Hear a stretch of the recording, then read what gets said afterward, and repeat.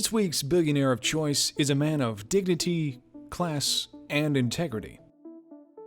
He carried himself in such a way that commanded respect, but did not incite fear. He was the largest investor in the 2002 Winter Olympic Games and is considered the man who reshaped Salt Lake City, Utah.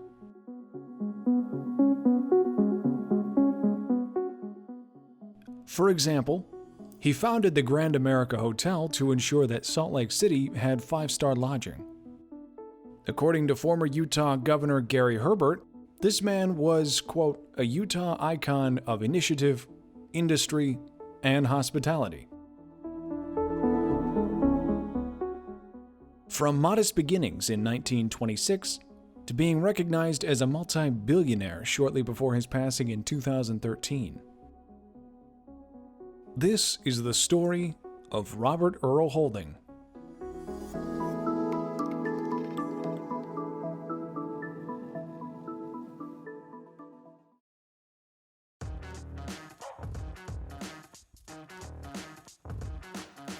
Money Talks, Wealth Whispers.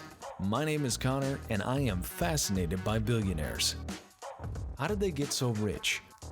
Why is it so hard to get there? What advice can they give to the rest of us? That's what I'm here to find out. Join me each week as I examine a new member of the world's elite in the hopes of uncovering the secrets to vast wealth and study today's events to grow tomorrow's money. This is Billionaire Brainstorming.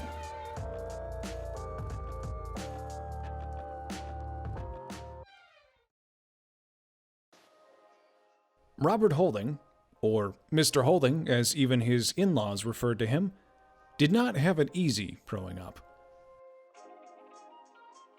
When he was just 3 years old, his family lost everything in the stock market crash of 1929. This is in part what makes him so unique. Thanks to this immense financial tragedy his family was forced to endure when he was so young, he refused to invest in the stock market as his wealth grew. All of his money and businesses are quite literally the result of his hard work and determination, which gives us much to learn. He began his uphill climb as a manager of the humble but famous Little America truck stop in 1952. He and his wife Carol eventually bought the business from S.M. Covey, not to be confused with author Stephen Covey, and turned it from in the red to very much in the green. They spent countless hours as owners bussing tables, washing dishes, and doing whatever needed to be done to make ends meet. Not long after this purchase, Holding expanded the Little America brand to a few other key tourist towns in the American Southwest. Even further down the line in 1967, Holding borrowed a rather large business loan to cover the acquisition of a closed oil refinery in Wyoming, later turning it into Sinclair Oil and subsequently making Holding a billionaire. Mr. Holding passed in 2013 and left behind many who respected and loved him. He does not fit the traditional bill of other one-percenters we hear so much about these days, and that does beg the question, what was he like? This is where social media and web design guru Kenda Laney comes into play. She recently offered her stories and experiences to the podcast as a means of shedding some light on just how ordinary a billionaire can be.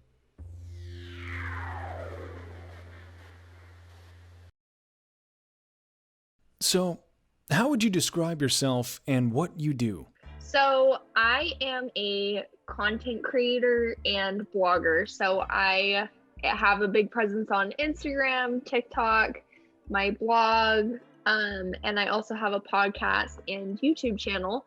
So kind of what I try to do is just inspire people, and I share my story of the things I've been through and kind of overcoming cancer and the things that I've been able to do since then, and just help other people with their mindset, because everybody's been through something crazy or traumatic or hard. And so I just want to help teach people that no matter what they've been through, however their story started, that's not how it has to end. Are you able to tell us who these billionaires are that you're related to or that you grew up around? Those that you reference in your social media posts? Yeah, I can tell you. So I grew up around the Holdings. They're in Utah. It's kind of a fun story how our family connected. My grandma and Ralph, who is one of the brothers in this family, went to high school together. And then my grandpa and Ralph were in the service together. And so they became very close friends. My dad and their kids grew up together and just really, really close-knit best friends. But Ralph was my grandpa. He stepped into that role and really took care of me. And so his brother was Earl. Earl passed away a few years ago. So that's kind of what they do and how we know them, but very close friends. What is the most obvious common denominator you've seen in their behavior? Well, this is going to be kind of hard to believe, but generosity.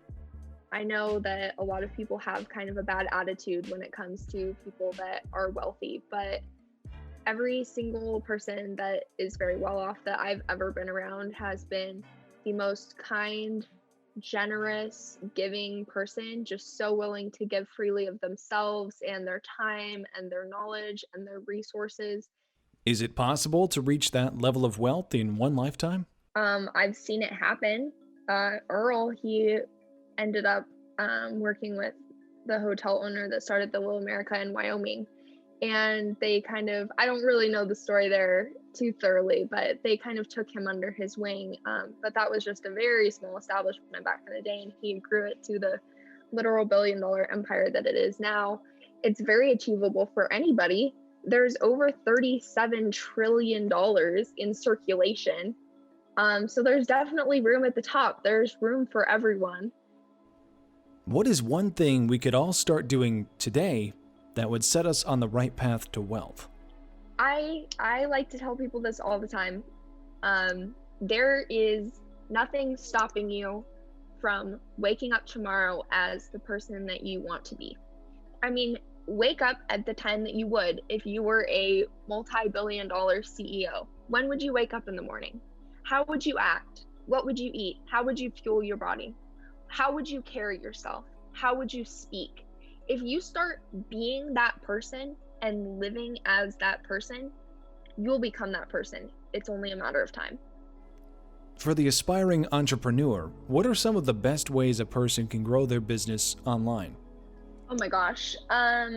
There's so many ways. Definitely TikTok is a huge game changer right now with how loose the algorithm is. You can really get your message in front of a ton of people if you phrase things in the right way and create interesting content that people want to watch. Then you can really reach a lot of people.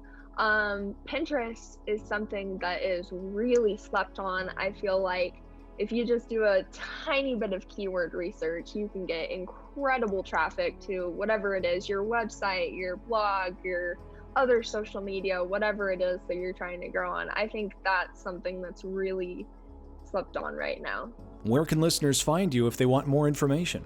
My website is kendalaney.com. My Instagram is @kenda.laney. My TikTok is Kenda Laney, and you can find me on YouTube if you just search for Kenda Laney.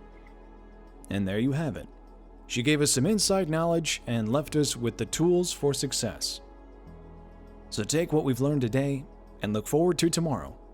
Because maybe, just maybe, you've got $1 billion idea.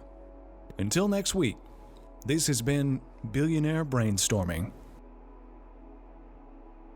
If you like the show, follow the podcast on Twitter @BBStorming for updates each week. And if you'd like to support the podcast, consider becoming a patron on Patreon at patreon.com/Billionaire Brainstorming. Thanks for listening.